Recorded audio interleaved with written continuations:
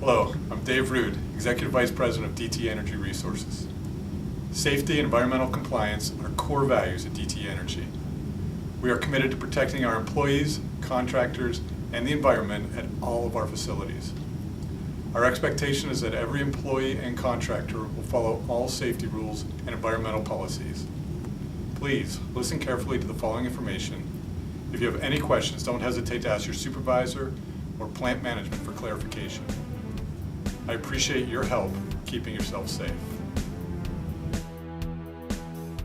Contractors and visitors must enter and exit DT Calvert City property through the drive-through gate on the west side of the property. The automatic drive-through gate is activated by the control room operator. A push button on the control panel by the main entrance will contact the control room operator. Contractors and visitors must sign in and out using the logbook provided. This is to ensure that everyone can be accounted for in an emergency. Communication between the control room and the operating areas of the plant is maintained with handheld radios. All operators and maintenance personnel will be equipped with handheld radios. DT Cogen Channel 2 is used on most radios. Emergency response and evacuation. In the event of an emergency, several methods of communication may be used. Communication methods could include, but are not limited to, verbal, air horn, and/or handheld radio. The evacuation alarm is an air horn. Upon hearing this alarm, all DT employees, contractors, and visitor personnel shall immediately proceed to the control room located on the east side of the administration building, unless instructed otherwise during contractor indoctrination. Upon arrival in the control room, all personnel are to check in with their supervisor. Emergency telephone numbers are posted by all phones. The DT Calvert City Cogen is an active member of CMAP. CMAP member chemical companies will respond to support an incident in an emergency. Local emergency sirens for the community are located on the corner of Highway 95 and Highway 1523. The schedule of the monthly testing frequency is posted in the control room. Supervisors shall report to the incident commander and advise him or her as to whether all of their DT employees are accounted for. No worker may leave the muster area until accounted for and authorized to do so except in shelter in place or when the all clear is given. Should the event require everyone to shelter in place, the men's restroom shall be used. Please move immediately to that area and assist DT employees as they secure the shelter. The visitor's logbook will be used to validate headcount.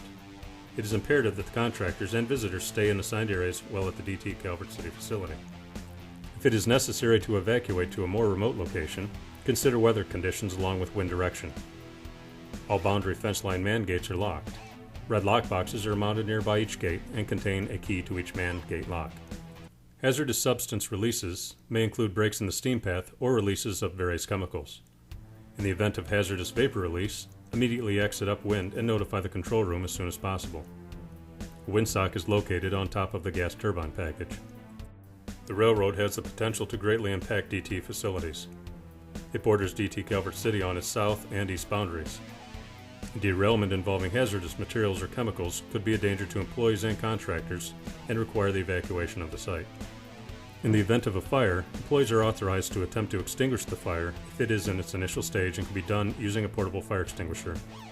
If the fire is in an advanced stage, employees shall withdraw and allow trained firefighters to respond. Portable fire extinguishers are available throughout the facility and are marked with a red fire extinguisher sign or label. If requested by DTE, employees and contractors, including subcontractors and sub-suppliers, must promptly have any of their personnel tested for controlled substances and/or alcohol abuse. Testing may be requested following any incident while engaged in work for DT or on the premises for reasonable suspicion of controlled substance or alcohol abuse while on our premises or while using company equipment. Reasonable suspicion will be determined at the sole discretion of DTE. For the purposes of this rule, controlled substance abuse shall constitute any positive test result for controlled substances not legally prescribed to the tested individual, and alcohol abuse shall constitute any result yielding blood alcohol rate above 0.04%. Any safety incident or injury, including near-miss incidents, involving DT employees, contractors, subcontractors, or visitors shall be reported immediately to DT Calvert City Management by such persons involved or by the contractor's supervision. DT employees shall report all injuries and near misses to their immediate supervisor. An incident investigation report shall be completed for any incident as defined in DT Standard Safety Procedure number 3.2. DT reserves the right to participate in, review, and receive copies of any investigation of an accident or near miss which occurs on DT Calvert City property. First aid supplies are available in the control room and the warehouse. Contractors must furnish first aid supplies for their employees. In the event of sudden cardiac arrest incident, an automatic external defibrillator, or AED, is available. It is located in the cabinet on the northeast corner of the control room hallway. Hard hats, safety glasses with side shields, steel-toed boots must be worn in all areas on site. Face shields and/or goggles must be worn in accordance with the hazards involved with the task. Generally, such protection is required when a task involves the use of handling of hazardous chemicals, grinding, or any other task or condition such as high winds, which produces dust or fine particles. Contractors and subcontractors are responsible for providing their employees with all appropriate PPE. Tennis shoes, sandals, open or exposed toes, etc. are prohibited on the premises, including in the administrative areas. Sleeved shirts and long pants must be worn at all times. No shorts or tank tops are allowed, including in administrative areas. A safe work permit is required for all work performed by contractors and all non-routine jobs performed by DT Calvert City personnel. The control room operator or other designated DT Calvert City employee will issue the permit after reviewing the job tasks with the person or persons performing the work, identifying the hazards of the job, and specifying the safety equipment and measures to be taken. A copy of the permit shall be maintained. Should work scope change, please report back to the control room and have your safe work permit updated to reflect the work scope. A job hazard analysis is required to be conducted for all routine and non-routine jobs performed at DT Calvert City.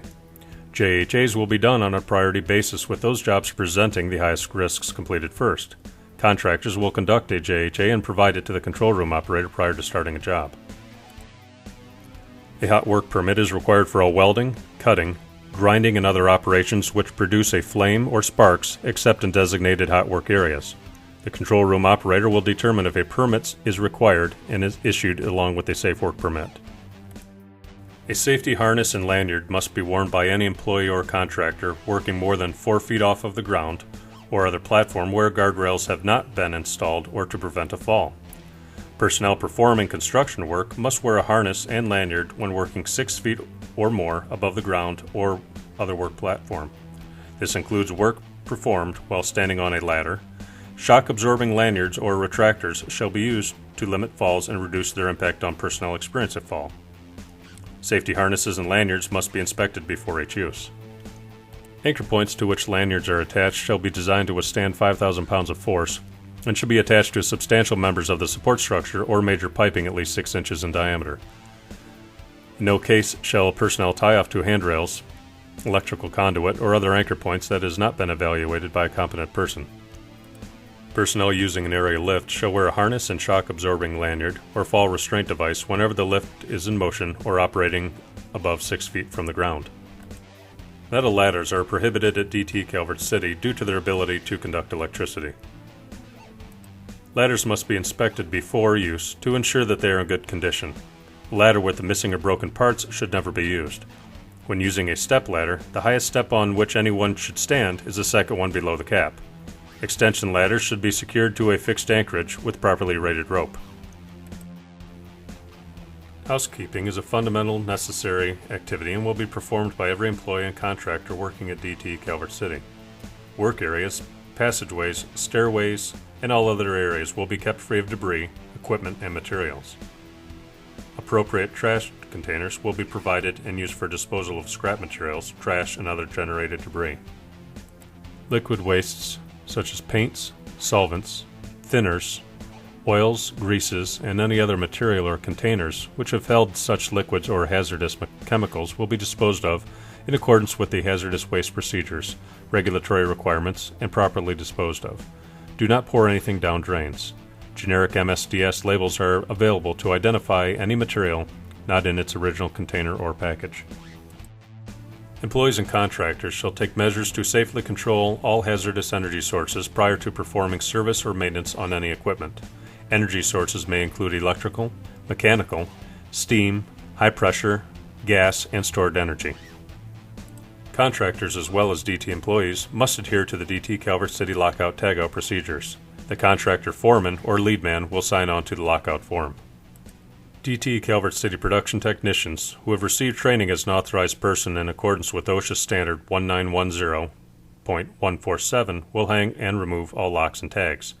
Employees will be supplied with individually keyed locks with which to attach to isolation devices or where a lockbox is utilized to the lockbox.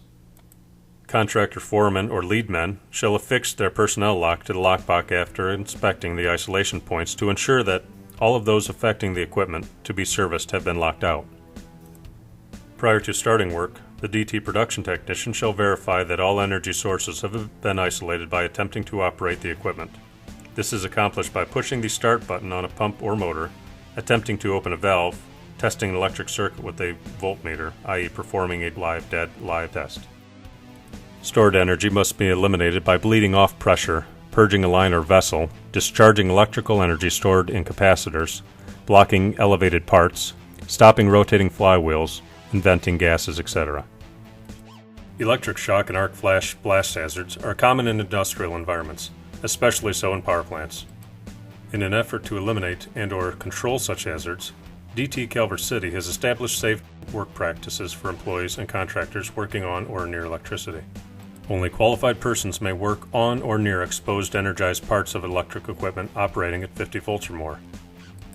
A qualified person is one who has been trained and competent in the skills and techniques necessary to distinguish exposed live parts of equipment, to determine nominal voltage of exposed live parts, the minimum approach distances from voltages to which they will be exposed, and the proper use of special techniques, personal protective equipment, insulating and shielding materials, and insulated tools for working on or near exposed energized parts of electric equipment.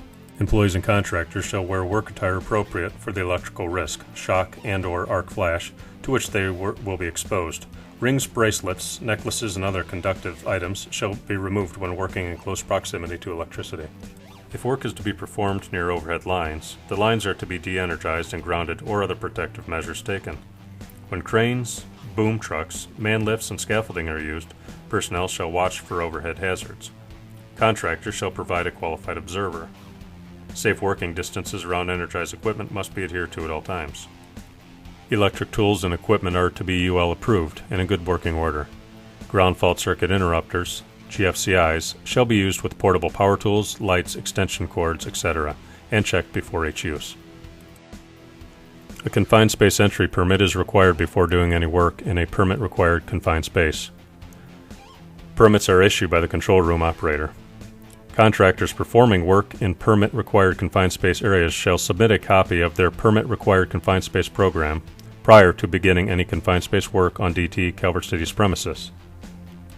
In addition, contractors must submit records that certify each employee who serves as a confined space supervisor, attendant, or entrant has been trained in accordance with OSHA confined space entry standards.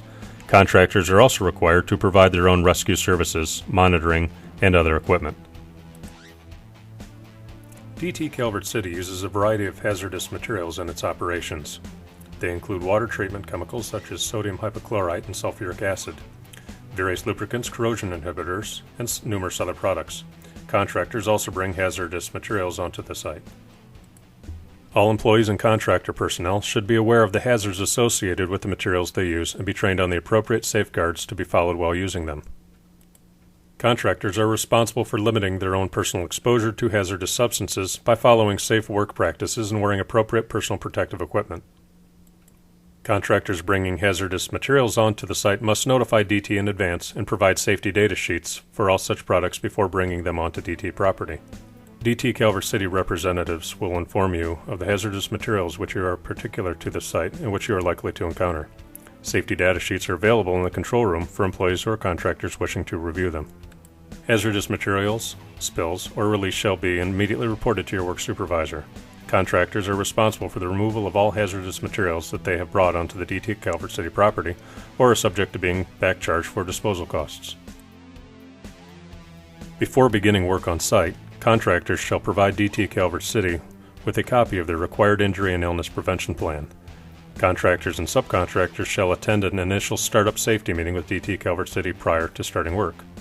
Contractors are responsible for ensuring that their personnel and those of their subcontractors are drug and alcohol free, and that they comply with these guidelines and all other environmental, safety, and work health laws while working at DT Calvert City.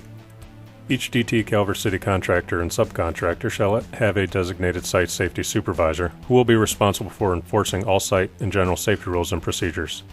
The primary contractor shall be responsible for enforcing safety rules and procedures for their subcontractors. Safety tailgate meetings shall be conducted by each contractor each day, focusing on the potential safety hazards associated with the day's tasks. All contractor personnel must attend these meetings. For extended projects, the site safety supervisor shall conduct at least one formal safety meeting with DT Site Management at the outset of the project and weekly thereafter. Minutes of these meetings, including the list of attendees and subject matter discussed, shall be provided to DT Calvert City. The contractor site safety supervisor shall inform DT Calvert City in writing immediately of all injuries that require first aid, a doctor's visit, a hospital visit, or otherwise are OSHA recordable. All near misses shall be reported to DT Calvert City within 1 working day of the incident. Accident investigations must be conducted for all major accidents and for OSHA recordable injuries. The accident report shall include root cause, corrective actions taken, and preventive measures identified and implemented to prevent the incident from reoccurring. Accident investigation reports will be provided to DT Calvert City within 2 working days of the incident. DT Calvert City reserves the right to participate in all accident investigations and request fitness for duty testing should they deem it necessary. Smoking is permitted only in designated smoking areas outside of the facility fence line.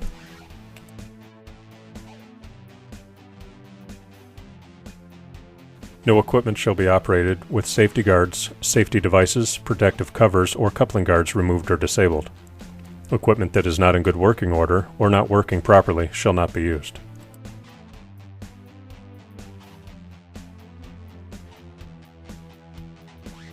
No property belonging to DT Calvert City, including tools, vehicles, equipment, material, or scrap, shall be removed from DT Calvert City property without the knowledge and consent of site management. All vehicles and containers, toolboxes, lunchboxes, briefcases, etc., exiting DT Calvert City property are subject to inspection on demand. Taking photographs of DT Calvert City sites and equipment shall only be permitted with the approval of DT Calvert City Site Management. Where such approval is given, every reasonable effort shall be made to confine such photography to equipment and facilities only, and not to include photos of site employees or surrounding businesses. Contractors and visitors can be asked to leave the property for any of the following actions: violation of the general site rules and safety standards, fighting, gambling, sleeping or engaging in horseplay and other inappropriate conduct, possession of firearms or other weapons, alcohol, non-prescribed or illegal drugs, damaging DT Calvert City property, tools, material, or equipment. Compliance with environmental permits and regulations is a major priority at DT Calvert City. The EPA regulates air emissions from the facility under a Title V air permit. Proper disposal of wastes is another essential compliance requirement. Universal wastes, including batteries, fluorescent lamps, cell phones, computers, and televisions, are regulated by the State Department of Toxic Substances Control. Regulations encourage the recycling of these wastes by relaxing the storage, shipping, and manifesting requirements. Waste oil, although not universal waste, is also recycled to a large extent. Hazardous waste, including aerosol cans, solvents, coatings, and various other discarded materials. These are closely regulated under strict state and federal laws and regulations.